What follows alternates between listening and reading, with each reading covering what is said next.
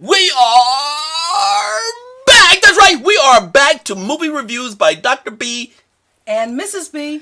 And we are going to review two films, Lincoln and Amistad, for our podcast audience. But we're going to get right into it in just a moment. We want to thank our sponsors, Podbean, Amazon Prime, and iHeartRadio. Please stay tuned.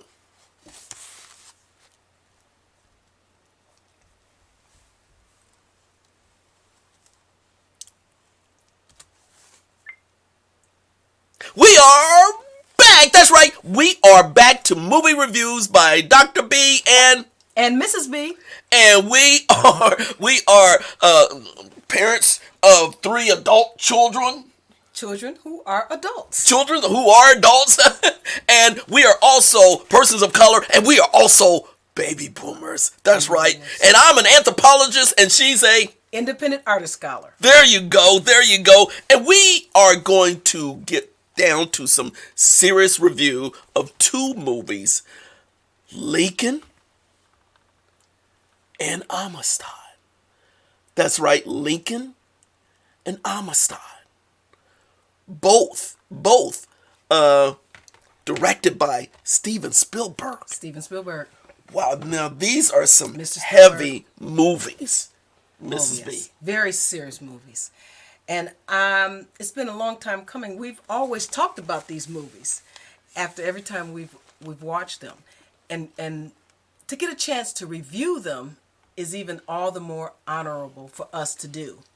So I'm glad you're here and happy that we're able to present our discussion and movie review on Lincoln and La Amistad.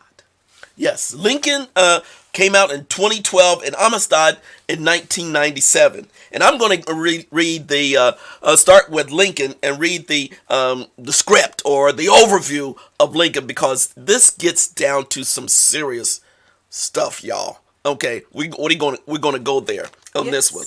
So here's the release from Steven Spielberg's website, by the way. In the final 4 months of Abraham Lincoln's life and presidency, the full measure of the man, his passion, and his humanity came to bear on his defining battle to plot a forward path for a shattered nation against overwhelming odds and extreme public and personal pressure. Steven Spielberg's Lincoln provides an intimate immersion into the American leader's most perilous and revealing moments, at a time when the dark shadow of slavery lifts and a country torn by war must be made whole. A rich human drama plays out as Lincoln doubles down to end the devastating Civil War, not merely by ending the war, but by fighting to pass the 13th Amendment, permanently abolishing slavery. It will be an act of true national daring. He will have to call upon all the skill, courage, and moral fortitude for which he'll become legendary. He will grapple with the impact of his actions on the world and on those he loves. But what lies in the balance is what always mattered most to Lincoln: to compel the American people and those in his government of opposite persuasions to alter course and aim higher toward a greater good for all mankind. Brought to life via a layered screenplay by Pulitzer Prize winner Tony Kushner, Spielberg starkly human storytelling in the performance of Daniel Day-Lewis, who received an Oscar for this, y'all. Leading an accomplished cast, the film invites audiences directly into the heart and the soul of Lincoln's final achievements. Wow, just that description, that sets the scene. And so, what do you think about that, Mrs. B? Well, as I was watching it, first of all, Daniel Day-Lewis is superb, excellent. So was Sally Field. Yeah, And Sally Field oh, was Mrs. Lincoln's wife. Mrs. Lincoln, Played Mrs. Lincoln's Sally Field. wonderful. You know Sally Field, Yes. the Flying Nun, had her own series, The Flying Nun, back in the Little 60s. lighthearted. Yes. Yes, I love that. I loved her in the Flying Nun. Oh, it was wonderful. But what I thought about it. Well, I kind of wrote a little bit about it. If you Go don't right mind. ahead. It says, Lincoln is a stellar masterpiece of historical presidential proportions, of real political figures larger than life. And, Spielberg, it's a masterful job anyway.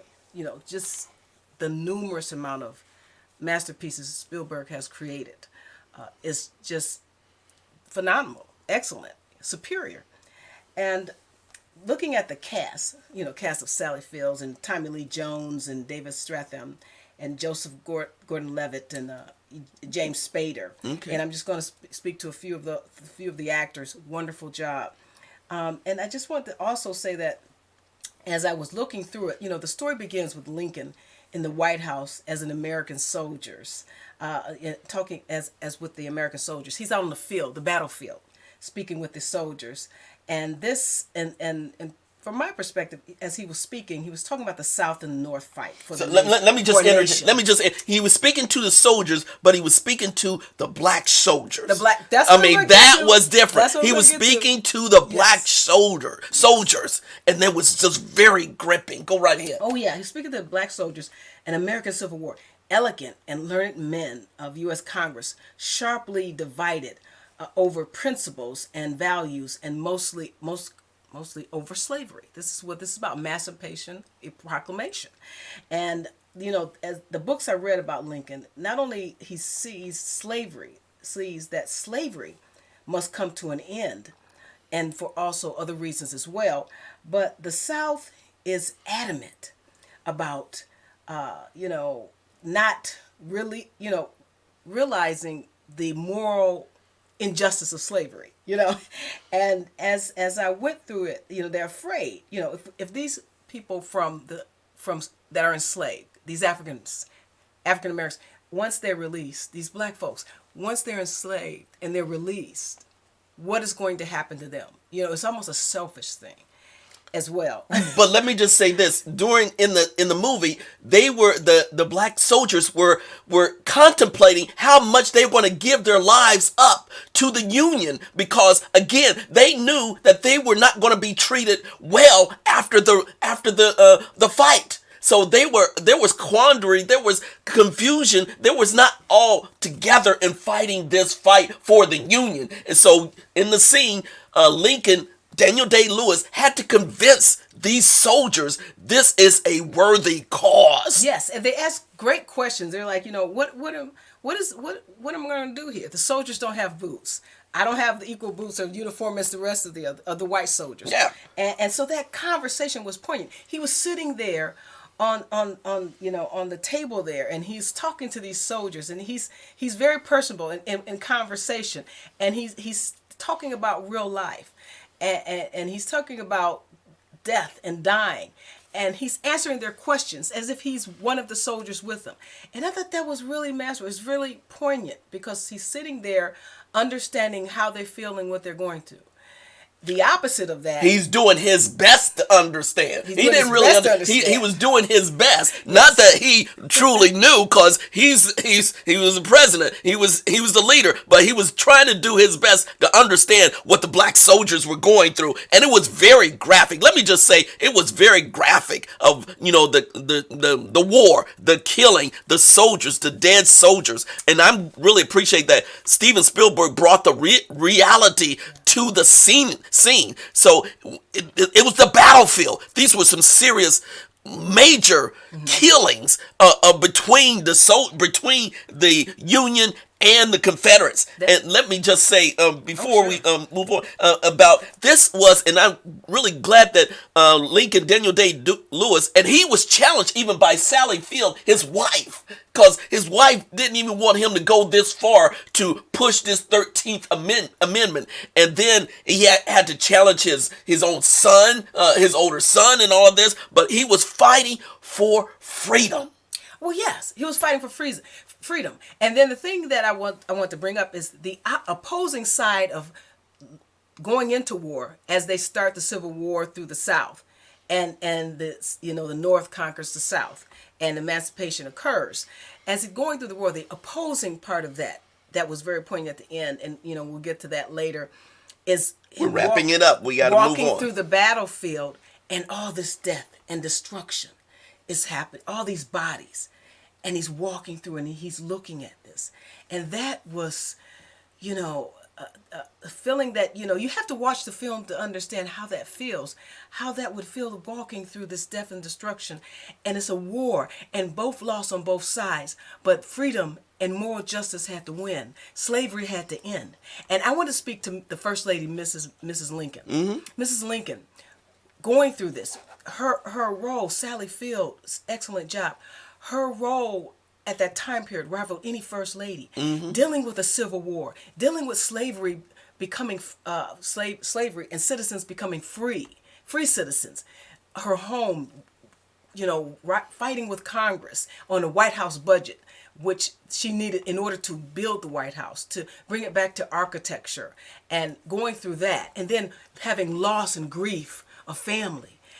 And then on top of all of that, having to deal with the nervousness of it, both of them losing family members, and the nervous condition she had. They tried to make it seem as if, she had, some depression here or depression there. But to me, that was just stress. She's going through all this stress, loss of life, soldiers being killed on the North and South. And then her husband making this serious decision. And then in her own life, dealing with the world of a first lady, having to get a budget in order to uplift the White House. It's architecture. It's American history. That's a lot for any first lady to go through. No doubt. And war. And no doubt. And that's what was nation, the challenge of that was happening with the first lady. And then Lincoln was trying to get the votes to get the 13th Amendment passed. And then when it eventually passed, it was true freedom. Freedom. Not symbolic freedom, but true freedom for all blacks at that time. And the exhilaration of that, to get to that point in time, knowing that this is going to truly divide the country even more so. And he just said, I got to do what's right for the country and for everyone else. So that kind of wraps up. We're going to have wraps up because it's a moral story too. It's a very moral story. It's a freedom story. It's a civil rights. It's a human rights story. And not only that, once the Emancipation Proclamation became law, and the slaves of American slaves, African Americans, blacks were set free, mulattoes set free. Then you had Juneteenth, the last place where they were set free. It's how people still celebrate today. And so all I can say is I wouldn't even say over, just half my ancestors, if it wasn't for that Emancipation Proclamation, and I can say that for myself, but in our family, as Dr. B and Mrs. B, half of our ancestors wouldn't be free today. We wouldn't be free. And that is something that we have to seriously think about and reflect on. And the younger generation should be grateful for. Excellent job, Mr. Spielberg, and the producers and directors and the cast of Lincoln. Thank you. Very good. And now we move on to AMISTAD. We only have a few more minutes. We're going to move on to AMISTAD. See, that's how we roll here. We got to do a wrap-up one and then move on to the next series. And this was a extremely important movie, of which we feel that it needed to be reviewed. Go right ahead, Mrs. B. All right. Well, let's get right on into AMISTAD. Sinke, give us free. And that's what we're talking about right here in America today. After white supremacy rising up, and racism, and hate groups. Oh my goodness. We don't need any of those types of behaviors and mentality. So this movie, both movies are very important. And I will read the release date, December 10th, 1997, of AMISTAD. And cited from the Steven Spielberg website. Don't get a tongue twister there. Freedom is not given. It is our right at birth. But there are moments when it must be taken. In the summer of 1839, on a stormy night off the coast of Cuba, 53 Africans held captive in the cramped cargo holds of the Spanish slave ship La Amistad break free of their shackles. Led by Cinque de Gimon Hunsu, they arm themselves, take control of the ship, and reclaim their freedom. They have one goal: to return to Africa. Without navigational skills to guide them home, the Africans are forced to rely on two surviving members of the crew. But they are tricked. After 2 months on a ragged course up the eastern seaboard, the Amistad is captured by an American naval ship off the coast of Long Island, and the Africans charged with murder and piracy. In the beginning, the Africans are championed by abolitionists Theodore Jodson, played by actor Morgan Freeman, and Lewis Tappan, played by Stellan Skarsgård, and the young real estate attorney named Roger Baldwin, played by Matthew McConaughey. However, as the case becomes the symbol of a nation divided, two great Americans lock horns in the debate. Pro-slavery President Martin Van Buren, Nigel Hawthorne, seeking re-election, is willing to sacrifice the Africans to appease the South, as well as Queen Isabella of Spain, played by Anna Paquin. But his will is challenged by former President John Quincy Adams, Anthony Hopkins, who comes out of retirement to fight the Africans' cause in the United States Supreme Court. Directed by Steven Spielberg and featuring an international ensemble cast including David Paymer, Pete Postlethwaite from The Lost World Jurassic Park, and Stellan Skarsgård, Amistad is written by David Franzoni and produced by Steven Spielberg. Debbie Allen, who brought the project to Spielberg after she saw Schindler's List, and Colin Wilson, among a list of mentioning Janusz Kaminski, cinematographer, Rick Carter, production designer, Michael Kahn, editor, and John Williams, of course, composer. Mr. John Williams. That is the beginning of Amistad, and of the definition and the release description about the movie. And you should see it, both movies. Dr. Bailey, Dr. B, could you please tell me what you think about La Amistad? Are you done? I am done. Okay, that was long. We only have a few minutes. Yes. And I want to make sure I stay on time. I just thought the movie was, again, very graphic. Steven Spielberg showed how the Africans were transported in the ships, how they were in the gullies, down below, chained, and had to make a long journey. And matter of fact, there was a time where the people on the ship, the persons in charge, they said they have too many slaves. They threw the slaves off. Over 100 or so slaves. Yeah. With a big rock, and it was over 100 slaves. Seemed like, I don't know, it just seemed slave after slave after. That was very graphic. That was very graphic. Graphic, and again, it showed the reality of the situation. Yes. And I really enjoyed the lead actor who took charge, stood up for what he had to do, Cinque. And he did a phenomenal job of acting. And of course, I have to give a shout out to Matthew McConaughey. He surprised me. My boy Matthew McConaughey, he stood up.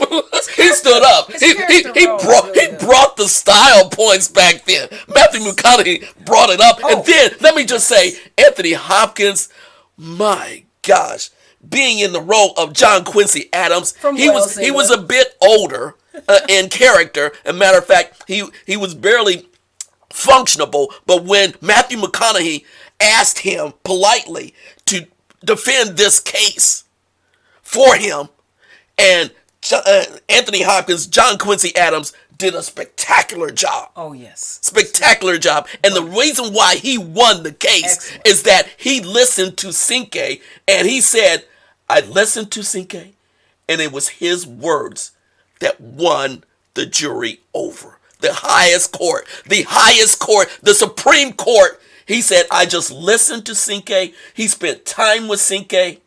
He did. And that was a great interaction. That was interaction because first he didn't want to answer any questions. Yeah. And then because they had an interpreter there, the actor, which is just wonderful, and played 12 Years a Slave. So the actor, yes, I believe, and he kept coming back and forth. So this, ebb and flow, going back and forth. Does this amendment fit? What do you think about this questions? How many questions can you have? So he's interpreting us back and forth. He's interpreting this. And then finally, Anthony Hopkins, as John Quincy Adams says, president says, no, I won't answer any more questions. No, no, no, no. Come over here and let me speak to you. Let me talk to you as a person. And that was a breakthrough. I think so. Because then he began to speak to them. I don't know much about you. Just like was in Lincoln. I don't know much about your folks, your people. I know that you work in our houses, you serve us, but let me know who you are, the person you are. Let me know the human being you are, the individual you are. And that's where it came together. And he brought Cinque's values, his beliefs, his history, his people to the forefront. Exactly. And that's how he won the case. And let me just say, with Anthony Hopkins being nominated for outstanding for Oscar then in 1997, yes. And he just happened to win Oscar today in 2021 for a role. So Anthony Hopkins is still bringing it. Yes, Anthony Hopkins, Mr. Hopkins is. I forgot to mention that Daniel Day-Lewis won Best Actor for Lincoln earlier. Yes, I mentioned as well that. As production and design was excellent, wonderful. And the costumes, the scene, the sets, rich in color and fabrics. Wonderful. Thank you. So yes. There's our movie reviews. What do you give? Do you give a thumbs up or thumbs up? Come on, Mrs. B. A thumbs it's up. a thumbs up. Okay. And I just thumbs want to make up. a statement. Thumbs up. Modern slavery, this is thumbs up for this, but modern slavery is never okay, whether it's past or present. Human trafficking, modern slavery is never okay anywhere in the world. And still going on into the future, correcting the wrongs of past slavery, American slavery, immoral, unjust, and not right at all. So we want to correct that, and they're still going into the future of how to remedy that. There is no doubt about that, Mrs. B. There is no doubt Modern about slavery. that. So those are our reviews, and those are your individual comments from Mrs. B. and my interjection from Dr. B. So with that said, I am Dr. B. And I'm Mrs. B. And I'm an anthropologist and I'm an independent artist scholar. Yeah, she's an independent artist scholar. BFA, y'all. Get it right. BFA. PhD. Yeah, we all know that. Okay. So let's get it right. And we're just going to continue to have fantastic fun on these shows, Mrs. B. Dr. B, I concur. Yay! We agreed! Oh we agreed. Thank you, everyone. We agreed, and we agreed on the review. So thank you for your time. Please like and subscribe, and please turn into our show again. I am Dr. B. And I'm Mrs. B. We out, y'all. That's right, podcast audience. We managed to get through this. Oh, we're back. We're back. But we had to go deep into some serious movies. Yeah, we did. AMISTAD and Lincoln. Serious. And this is, it really is heartfelt because this is us. This is our history. Mrs. B and Dr. B. This is our history. It is. Okay, we know it's a part, but it's a major part. Okay, let's not fool it. It was a major part, and it was good to see that that the film industry finally put resources and an outstanding director like Steven Spielberg to tell this these two personal stories Yes. of which was neglected in Hollywood for decades. Well, they didn't want to deal with it, and you're exactly right. It's a miracle that is our history, but it's a miracle that we've made it through here as descendants to be here speaking to you about Lincoln and Amistad. That is a feat in itself. Exactly. So again, with that said, I am Dr. B. And I'm Mrs. B. And this is Movie Reviews by Dr. B and Mrs. B. And we want to thank our sponsors. Thank you, Amazon Prime. Thank you, Amazon Prime. Thank you, Podbean. Thank you, iHeartRadio. Thank you, Apple Podcasts, Google Play. And also, tune in. Thank you, everyone. This is our podcast show. We still doing it, and we still bringing it strong. Independent artists. We out.